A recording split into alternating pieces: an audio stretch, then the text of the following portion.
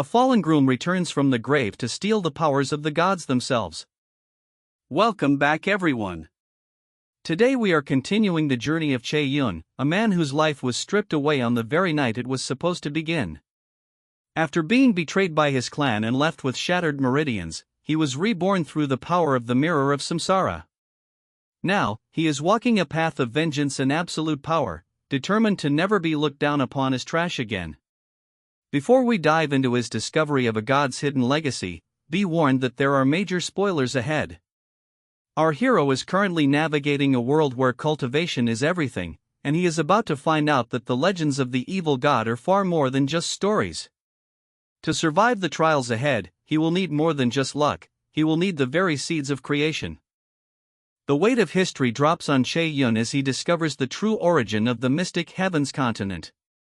It turns out this entire world was a playground for the evil god, who left behind 5 mystical seeds in his ancient residences. Only a true successor can find these treasures, but the challenge is immense because these locations are far beyond the reach of a normal cultivator. While Xie Yun pushes his body to the limit by training under the weight of a crashing waterfall, managing to stay for 23 seconds, his companion Emily is more concerned with the lack of quality in their current remote town.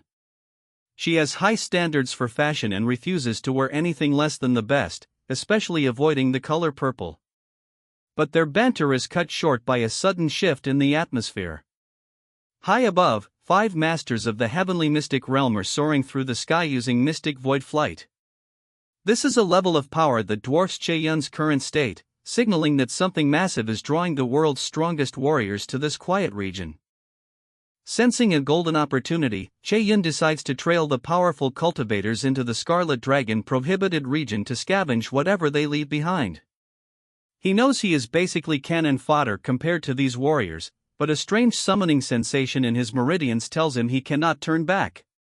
He discovers that the group belongs to the Burning Heaven sect, and they are on a high-stakes mission to harvest a fire attribute mystic core from a massive flame dragon. The sect members eventually notice Xie Yun lurking in the shadows, but they mock him as a lowly elementary mystic who isn't worth the effort to kill. Ignoring their insults, Xie Yun uses hidden stargrass to mask his presence and moves closer to the dragon's lair. Just as he gets into position, the sect initiates a violent assault, using the Heaven Burning Blade technique to blast open the entrance of the dragon's cave and force the beast out into the open, causing a massive explosion that shakes the ground beneath Xie Yun's feet. A massive explosion rocks the landscape as the flame dragon finally emerges, furious that humans have dared to invade its territory.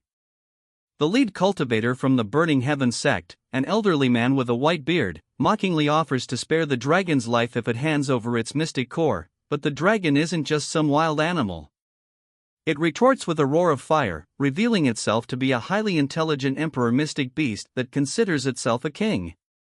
While the cultivators coordinate their Thousand Scorching Suns technique and believe they have the upper hand, Xie Yun watches from the sidelines and realizes the terrifying truth. The dragon is actually hiding its true strength and is merely playing with its prey to exhaust them.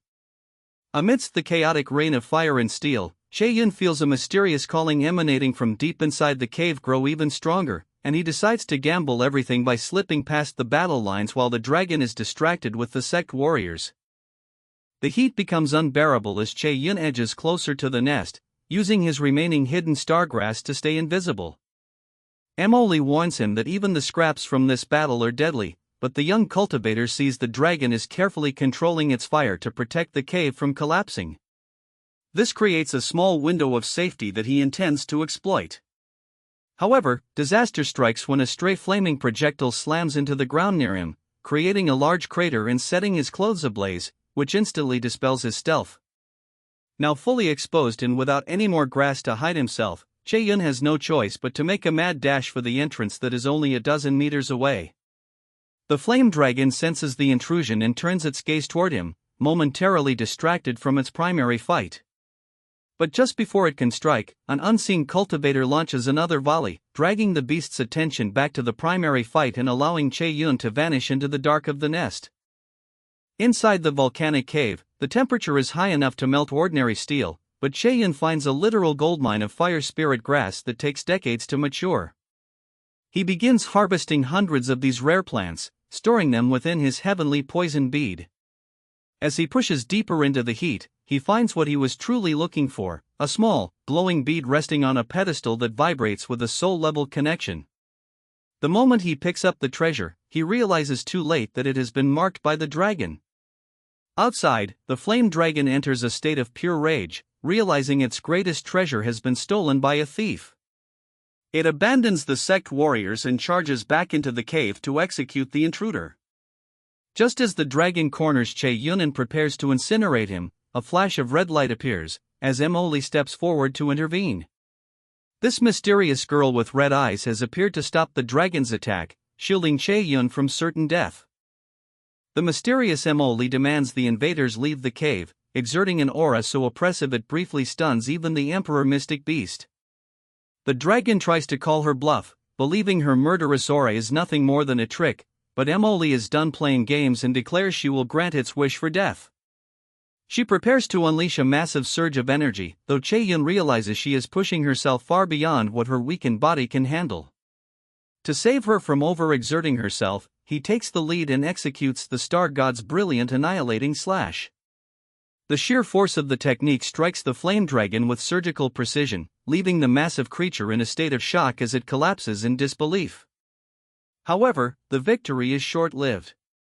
The effort of the battle and the toxic environment have pushed Emily over the edge, and the poison that has long plagued her begins to take hold with a renewed, deadly intensity that threatens to consume her entirely. The situation turns grim as the fast-acting poison begins to outpace Emily's purification abilities.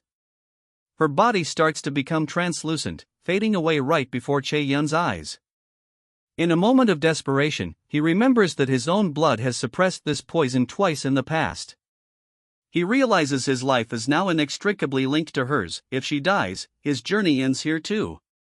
Because she is unconscious and unable to swallow, Che Yun is forced to transfer his blood mouth to mouth, using his chi to guide the healing essence through her system.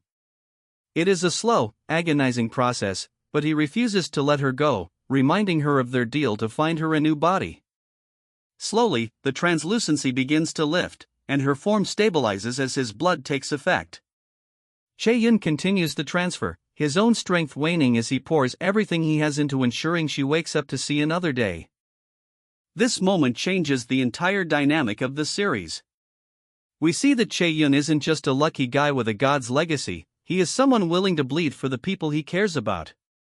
The fact that his blood has such a profound effect on the poison suggests there is something even more unique about his constitution than we first thought. By successfully stealing the dragon's treasure and surviving an Emperor Mystic Beast, he has jumped several levels in terms of status, but he's also made powerful enemies in the Burning Heaven sect. They aren't going to let a trash elementary mystic walk away with the prize they were hunting. As Emily recovers, their bond is stronger than ever, but the target on Che Yun's back has never been larger. He's officially entered the big leagues, and the world is about to find out exactly what happens when you underestimate a reborn god.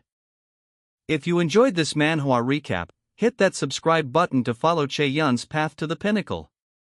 Next time, we find out if the Burning Heaven sect catches up to our heroes.